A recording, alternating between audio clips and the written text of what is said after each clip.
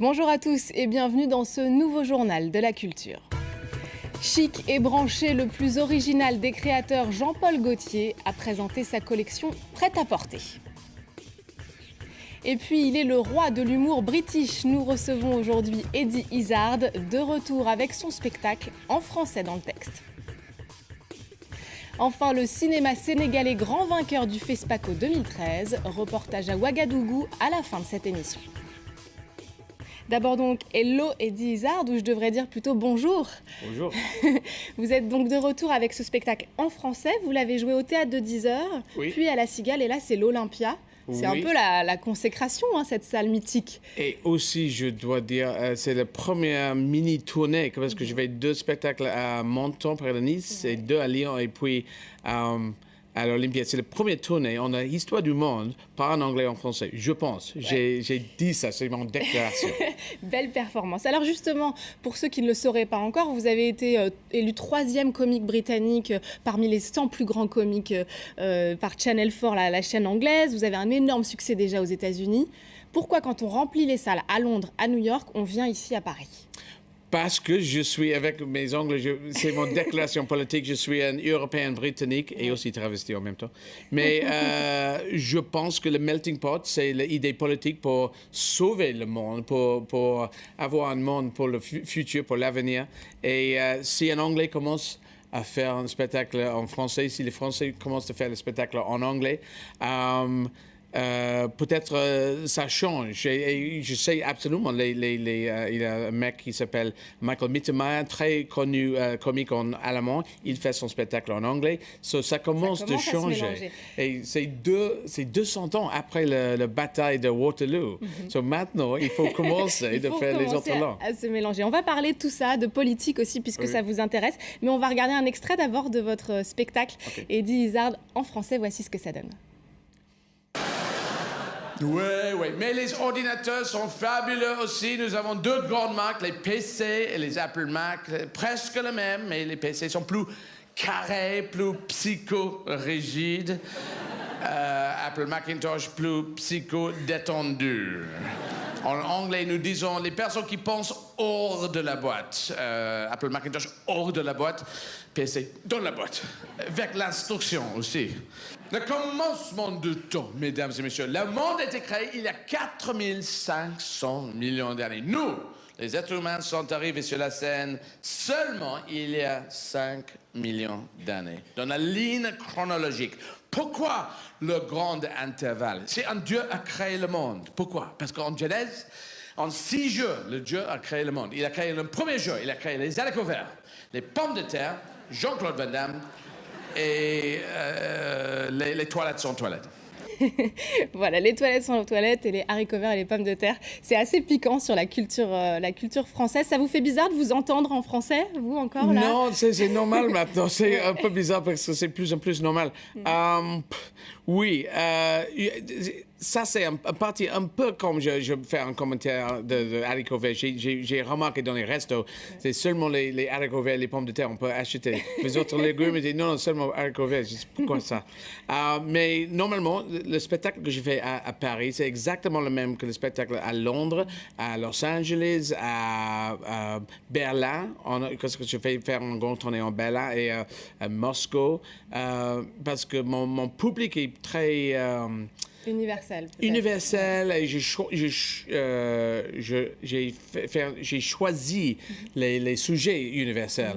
Comme Monty Python, comme les Simpsons, c'est un peu différent, mais le humour, je pense que l'humour, c'est universel. C'est plus mainstream et plus alternative, plus sexy, branché. Et je suis dans la deuxième partie. Dans la deuxième partie. Alors, le spectacle s'appelle Stripped. Oui. En français, on pourrait traduire un peu se mettre à nu. Vous l'avez expliqué, vous avez eu l'habitude dans votre carrière de vous travestir sur scène, de vous habiller en femme. C'est mon sexualité, c'est pas une chose... tu as dit le style de Jean-Paul Gaultier. J'ai volé beaucoup de mes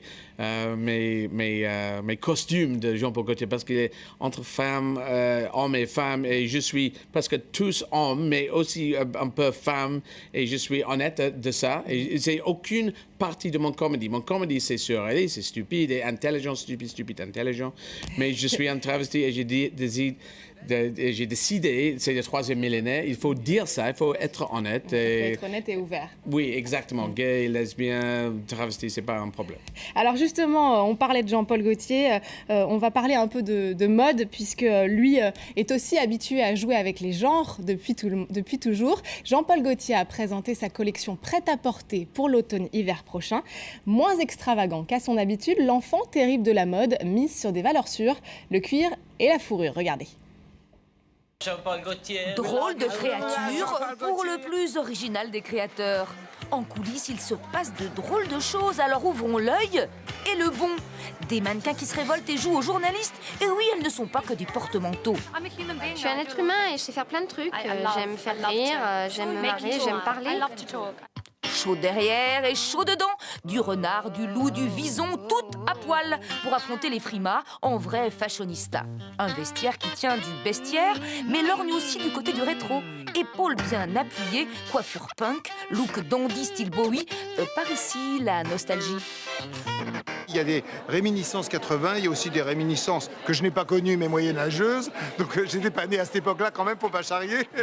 Voici donc Jeanne d'Arc 2013 ressuscitée, avec ses vestes armures, au sein conique bien marqué, pas très pratique pour faire son marché, mais emblématique du style Gaultier. Un travail sur le buste magnifique, quelque chose de très tenu et en même temps autour de très libre.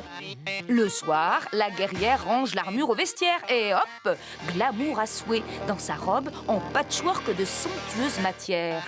Idéal pour briller en société, chic et branché. Et si vous demandez au fan club ce qu'il en a pensé... I love you, Jean-Paul Gaultier. I really love you. Ah, je t'aime vraiment, vraiment. Alors ça, si ce n'est pas de l'amour, Jean-Paul...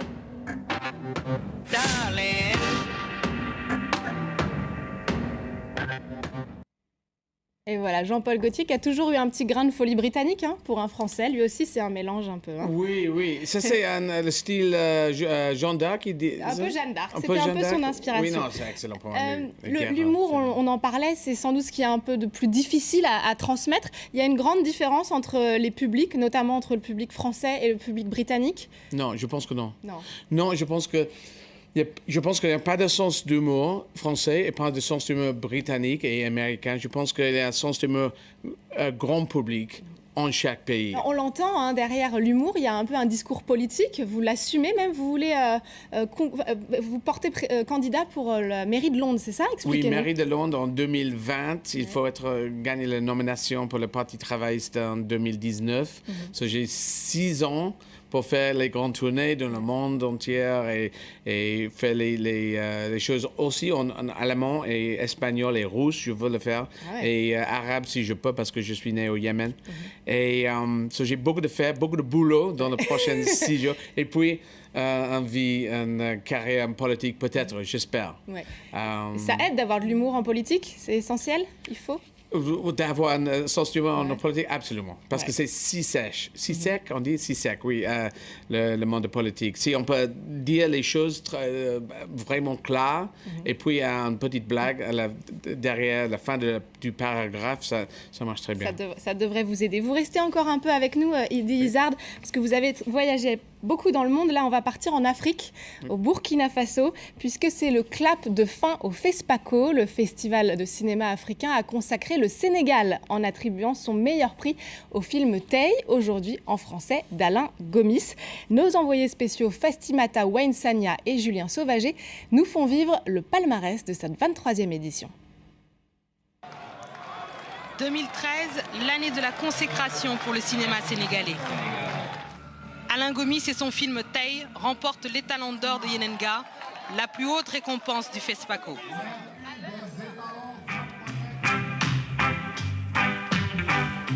Tay, une balade onirique dans les rues de Dakar d'un homme qui vit sa dernière journée. Un rôle tenu par le très charismatique slammer américain Saul Williams, sacré meilleur acteur.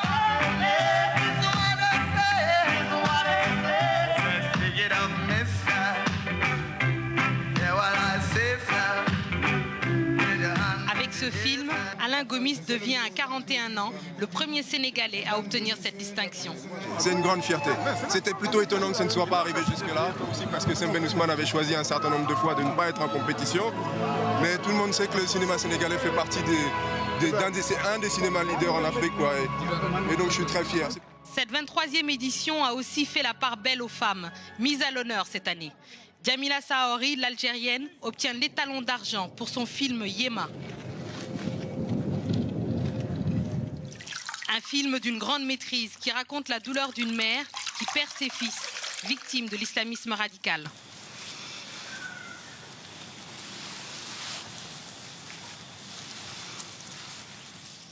Les femmes au FESPACO, c'est aussi la joie communicative de Mariam Ouedraogo. Meilleure actrice pour son rôle dans Moi Zafira d'Apolline Traoré, l'unique réalisatrice burkinabé représentée. Une semaine de cinéma qui se termine comme toujours au FESPACO en musique. Rendez-vous pris pour la prochaine édition en 2015.